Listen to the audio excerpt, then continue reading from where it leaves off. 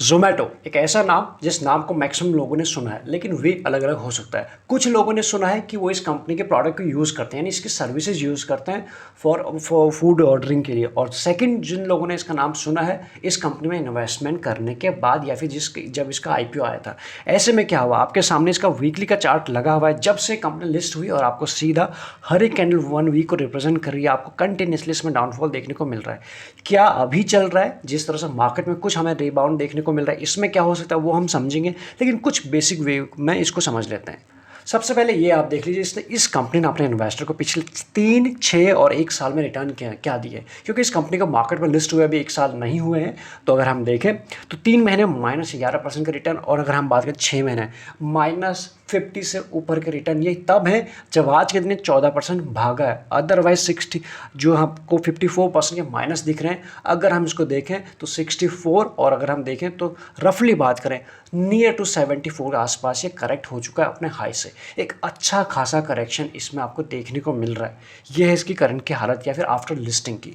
अब अगर हम बात करें इन नंबर्स को ड्राइव जो किया है वो है इसके क्वार्टरली और ईयरली रिजल्ट ने, वो आप यहाँ पे देखेंगे। जितने भी ये जो 2021 में आईपीओ आए थे, बहुत सारे अगर हम बात करें न्यू बिजनेसेस हैं, जो नए नए ज़माने के बिजनेसेस हैं, एक तो इनके वैल्यूएशन काफ़ी हाई थे, प्लस वहीं अगर हम बात करें ये सभी लॉस मेकिंग कंपनी थी उस वक्त। तो उसके बाद मार्केट ने इनको सही जगह पे पहुंचा दिया है, एक इनको, और प्लस जो अच्छे क्वालिटी के स्टॉक्स भी थे, हाई प्रीमियम पे चल रहे थे, जो मार्केट में करेक्शन आया, उनको भी उनकी जगह पे पहुंचा दिया है। तो ऐसे में अगर हम बात करें इस कंपनी के जो नंबर्स हैं, वो आप 21 से लेकर जून से लेकर मार्च 22 तक का देख लीजिए। इसके सेल्स तो आपको ठीक ठाक से नजर आए, ठीक ठाक से हम बोल रहे हैं 758 CR, देन अप ये आपको अब जा रहा है। लेकिन जो मेन काम है, इनकी जो सेल्स हो रही है बाकी सारी चीज़ों में, ये जो इनका इनकम आ रहा है सेल्स के थ्रू, वो खत्म हो जा रहा है। फिर चाहे हम एडवर्टाइजिंग में करें या फिर बाकी जगह, ऑपरेशन में ही इनका प्रॉफिट में नहीं आ पा रहा। ऑपरेटिंग प्रॉफिट आपको हर क्वार्टर में नेगेटिव में आपको देखने को मिला, -327,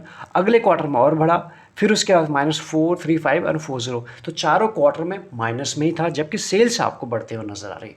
तो ये है कि सेल्स तो हो रही है, लेकिन बाकी खर्चे इतने हैं कि वहाँ पर बच ही नहीं रहा है। उसके बाद अगर हम बात करें नेट प्रॉफिट का, ये भी आपको माइनस में ही देखने को मिलेगा, -291, फिर उसका और ज़्यादा बढ़ गया था अगले क्वार्टर में 99।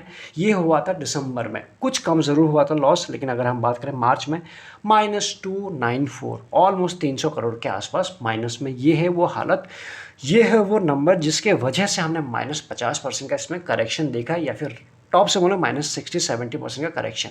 अब ईयरली पे देख लेते हैं कि एग्जैक्टली क्या हो रहा है। क्वार्टरली पे तो आपने देखा, यहाँ देखेंगे 19 से लेकर 22 मार्च 22 तक का डेटा आपके सामने है। इसकी जो सेल्स है ये वहाँ पर भी आपको बढ़ते हुए नजर आ रहे हैं। सेल्स में कोई वैसी प्रॉब्लम नहीं है, लेकिन जो प्रॉब्लम है अगेन ईयरली बेसिस पे ऑपरेटिंग प्रॉफिट में, वो आप देखेंगे तो सारे के जो बार हैं आपको नेगेटिव दिशा में दिखेंगे, यानी -3000 प्लस, फिर -2, कुछ इंप्रूव हुआ। यहाँ पर मार्च अगर हमारा कुछ जाके ये जो इतना बड़ा लॉस था कम ज़रूर हुआ था, -334 आया, वापस जाके ये है। लेकिन ये ज़रूर कह सकते हैं कि ओवर द ईयर ये नैरो ज़रूर हो रहा है, इतना हमें समझ में आ रहा है एज ऑफ नाउ।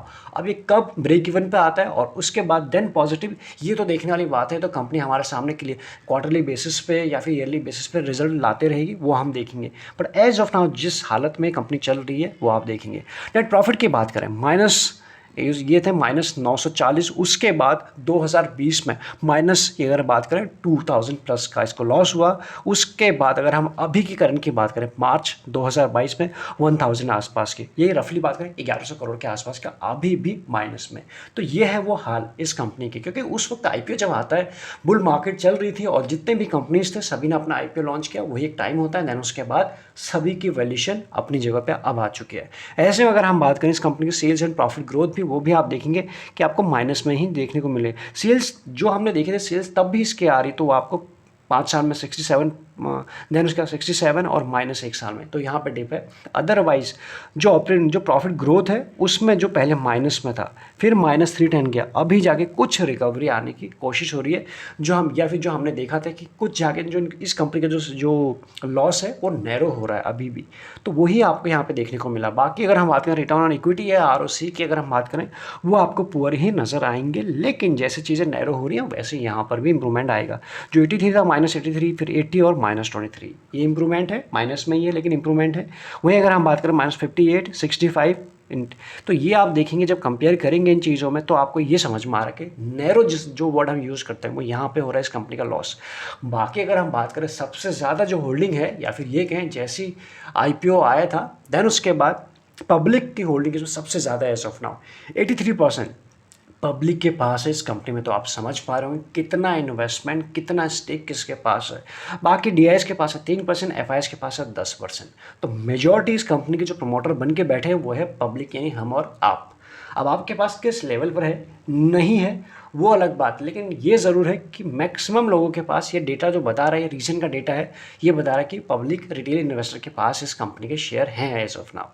अब अगर हम बात करें प्रमोटर ने प्लेजिंग जीरो है तो ये तो एक अच्छी बात है। बाकी डेट जीरो डेट कंपनी है इस कंपनी में, ये अच्छा है, डेट जीरो है। इसके कंपैरिजन अगर हम बात करें 765 यानी 765 करोड़ के आसपास इसके पास कैश है, तो ये इस कंपनी के लिए अच्छी बात है।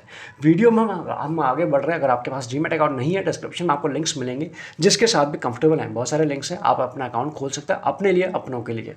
अब अगर हम आगे बढ़े स्टॉक वैल्यूएशन की बात करें, ऑल तो बहुत सारे इसके डेटा अभी हमको जब रिसर्च करें तो ज़्यादा मिले नहीं। जैसे कि अगर हम बात करें एज ऑफ नाउ इसकी जो मार्केट कैप है वह 55 करोड़ प्लस है, तो एक मार्केट कैप तो इसका अच्छा है।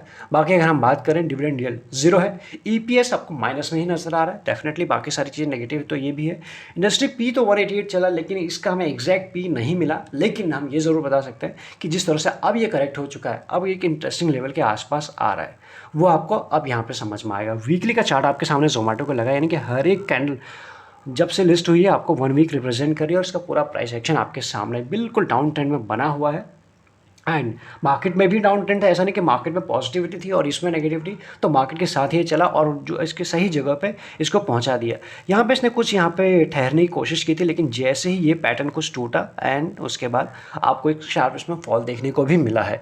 देन अगर हम बात करें इस लेवल के आसपास से, अगर हम ये जो लेवल को फाइंड आउट करने की कोशिश करें 180 के आसपास थे, 50 रुपीज़ आ चुका है, यानी 50 रुपये आ चुका है 180 या 185 का शेयर। तो आप समझ पा रहे होंगे किस तरह का इसमें जो कैपिटल इरोड किया है, जो लोग फर्स्ट डिसेस को होल्ड कर रहे हैं कंप्लीटली या कंप्लीट में, तो आप समझ रहे हो 60-70% तो चला ही गया है।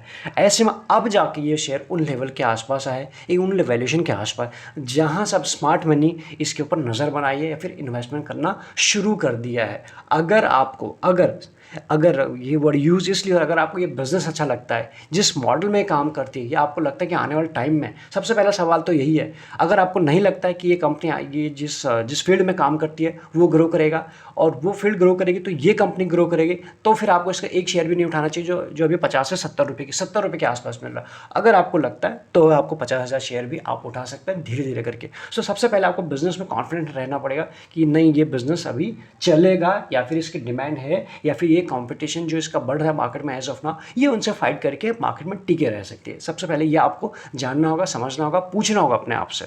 तो ये तो आपको वीकली में समझ में आ रहा है। 50 रुपीज़ का इसको टच करने के बाद अब जाके 71 के आसपास आ जाए है।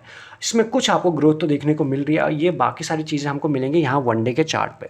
वनडे का चार्ट लगा हुआ है, ये है 50 रुपीज़ और ये था इसका रीसेंट का हाई। इसने बड़ा ही लंबे टाइम यहाँ पे बिताने की कोशिश की, लेकिन जैसे ही इसने इस बॉक्स को ब्रेक किया एक फॉल हमको देखने को मिला। अब अगर हम बात करें एज ऑफ नाउ, इसको जूम करते हैं।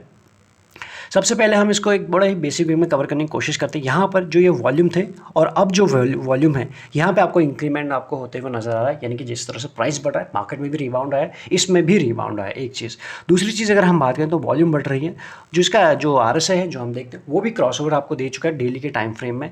लेकिन अगर देखा जाए स्टॉक अभी भी टेक्निकली अगर हम देखें तो वीक है, लेकिन धीरे धीरे जो अभी तक ये अपने 10-20 सभी मूविंग एवरेज के नीचे था, अब इसने 10 ये जो है आपको दिख रही 10 एंड ये जो रेड लाइन दिख रही है 20 मूविंग एवरेज है, और अभी फाइनली 50 के आसपास ने टच किया हुआ है। अब जाके कुछ स्ट्रेंथ पकड़ रहा है, तो जिन लेवल के आसपास था 50 रुपीज़ 60 रुपीज़ 70, इन लेवल के आसपास फ्रेश बाइंग एवरेजिंग छोटी छोटी क्वांटिटीज़ में कर सकते हैं जब भी डिप मिलता है। जिस दिन बढ़ता है उस दिन नहीं, जिस दिन आपको डिप मिलता है, सो दैट आपका एवरेज क्या है, आपका जो एवरेज कॉस्ट है वो मैनेज हो सके। तो उन लेवल अगर मैं अपने पर्सनली बात करूँ, इन लेवल के आसपास कुछ क्वांटिटीज़ इसमें उठाई गई है, लेकिन वो सवाल आपको पहले पूछना पड़ेगा क्या ये बिज़नेस यहाँ से चलेगा। अदरवाइज नहीं, आपको लगता नहीं है कि ये कॉम्पिटिशन के साथ सर्वाइव कर पाएगा, या फिर बाकी और भी प्लेयर बहुत सारे आ चुके हैं, तो फिर आपको इसका 50 रुपये भी आपको इसमें बर्बाद नहीं करना चाहिए, क्योंकि इसका शेयर कुछ दिनों पहले 50 का था, अभी 70 रुपये का है, तो ये आपको सोचना पड़ेगा। Otherwise as of now technically weak है, लेकिन वैल्यू इसमें काफ़ी नजर आ रही है, इसलिए उस वैल्यू को देखते हुए हमने कुछ क्वांटिटीज़ में एड ऑन है, ज़रूरी नहीं कि आप हमें फॉलो करें, डेफिनेटली सबकी अपनी अपनी राय है। तो इसलिए ये आपके सामने रखने की कोशिश की थी, जो ये करेक्ट हुआ है, एक वैल्यूएशन पे आ चुका है। बाकी इसके सारे नंबर वीक थे, वो हमने देखे जितने भी रिजल्ट आए हैं। अब नैरो ज़रूर हुआ है। अब जब इसके अगले जो नंबर आएंगे वो हमें देखने वाली बात हुई किस तरह से वो नैरो और होते हैं, ब्रेक इवन पे कब ये कंपनी आती है, उसके बाद ही आपको इसमें कुछ अपमूव देखने को मिलेंगे। तो मैक्सिमम चीज़ें हमने इसमें कवर अप करने की कोशिश की। बाकी इसके बाद भी कुछ क्वेरी रह गई है तो आप हमें बता सकते हैं। इस वीडियो में इतना ही। Thank you so much.